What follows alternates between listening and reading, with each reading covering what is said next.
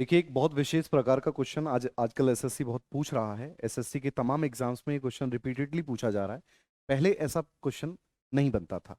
अब इस क्वेश्चन को करने का सबसे बड़ी बात आती है, तरीका तो सबके पास है, लेकिन शॉर्टेस्ट तरीका हम इसे कैसे डील कर सकते हैं। इस क्वेश्चन को अगर हम ध्यान से देखें और उसमें ध्यान से देखा, हमने कहा कि भाई संख्याओं 64, 81, 85, 105, 109, प्रत्येक में से x को घटाना है और x को घटाने पर जो भी संख्याएं प्राप्त होंगी वो समानुपात में है। इस क्वेश्चन का टाइप आप समझें पहले, है ना। अब सारी संख्याएं तब समानुपात में है जब हमने इसमें से सबको x को घटा दिया। तो इसका सीधा मतलब ये है कि आप 64 में से x घटाइए, सेम काम आप 81 में से x घटा के कर दीजिए, और वही काम आपने 85 में से x घटाया और 109 में से x घटाया।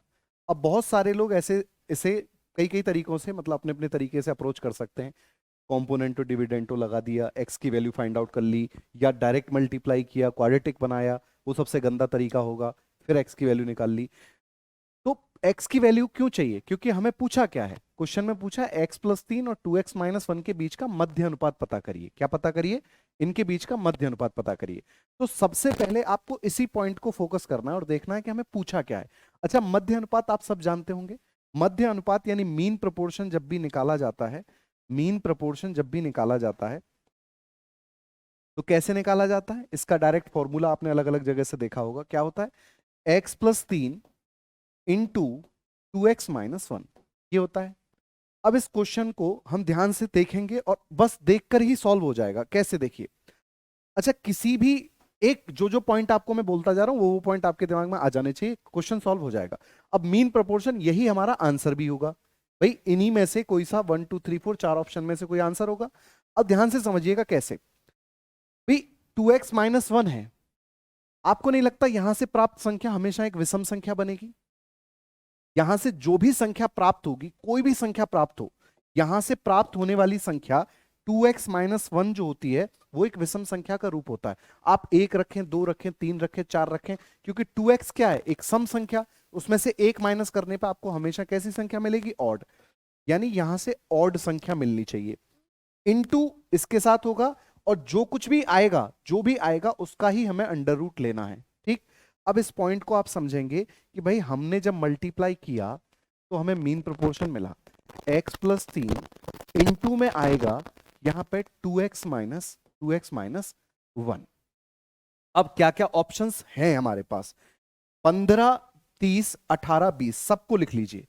अगर मैं लिखता हूं 15, 20, 18, 30 सारे ऑप्शन, अब मैं चेक करूंगा कौन से ऑप्शन हो सकते हैं।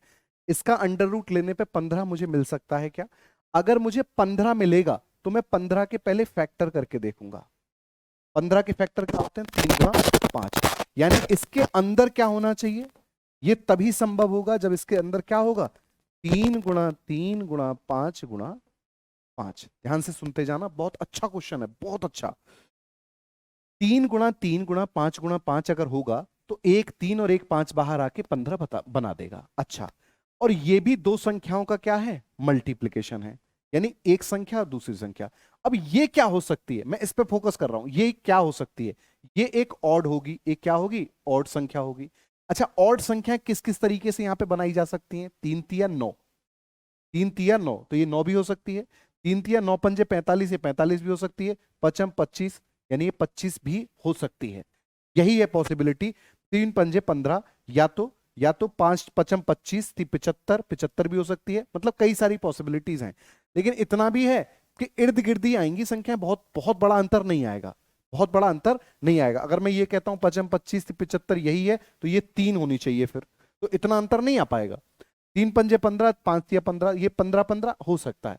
तो या फिर 5m 25 हो सकता है। अगर मैं इसे 25 बनाना चाहता हूं इसे, तो मुझे क्या वैल्यू लेनी होगी?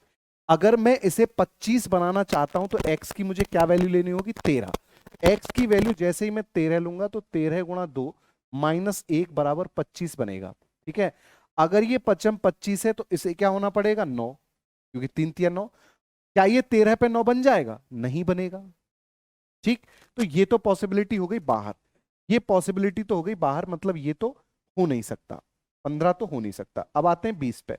20 के फैक्टर करो। 20 के फैक्टर क्या होते हैं? दो गुणा दो, दो दूनी चार, दो दूनी चार गुणा पांच, ये होते हैं फैक्टर। दो गुणा पांच। अच्छा, दो गुणा पांच जब तक दो बार नहीं आएगा तब तक बाहर 20 नहीं आएगा, तो दो बार मैंने लिख दिया।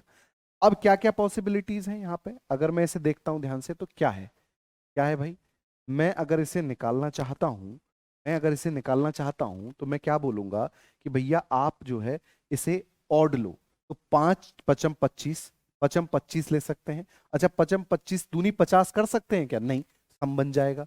पचम 25 अगर मैं इसे 25 बनाऊंगा, फिर से बोलूंगा, तो 2 गुणा 13, 2 गुणा 13 माइनस 1 होगा। क्या ये 13 रखने पे, क्या ये 13 रखने पे क्या बन रहा है, बिल्कुल बन रहा है। क्या अगर मैं यहां 13 रखता हूं तो ये बनेगा 13 + 3 यानी 16। तो अगर 5 गुणा 5 25 अलग रख दिया तो 2 दूनी 4 दूनी 8 दूनी 16 यही बचेगा। यानी अंदर जो होगा वो 16 गुणा 25 होगा और वही हमारा उत्तर होगा। तो x की क्या वैल्यू हमें प्राप्त हुई, 13। x की क्या वैल्यू प्राप्त हुई, 13, और x की वैल्यू छोड़िए, आंसर किस पे आया, 20 पे, और ये आपका सही उत्तर है। बहुत कॉम्प्लिकेटेड है, कॉम्प्लिकेटेड तब तक है जब तक आपको चीजें समझ में नहीं आएंगी, जब तक आपको इसका तरीका, बेस्ट तरीका नहीं पता होगा, तब तक आप इसे नहीं कर पाएंगे। ठीक है, उम्मीद है आपको ये वीडियो अच्छा लगा होगा। वीडियो अच्छा लगा हो तो इसे लाइक करिएगा, शेयर करिएगा और ज्यादा से ज्यादा लोगों तक पहुंचाइएगा। Thank you so much. जय हिंद, जय भारत।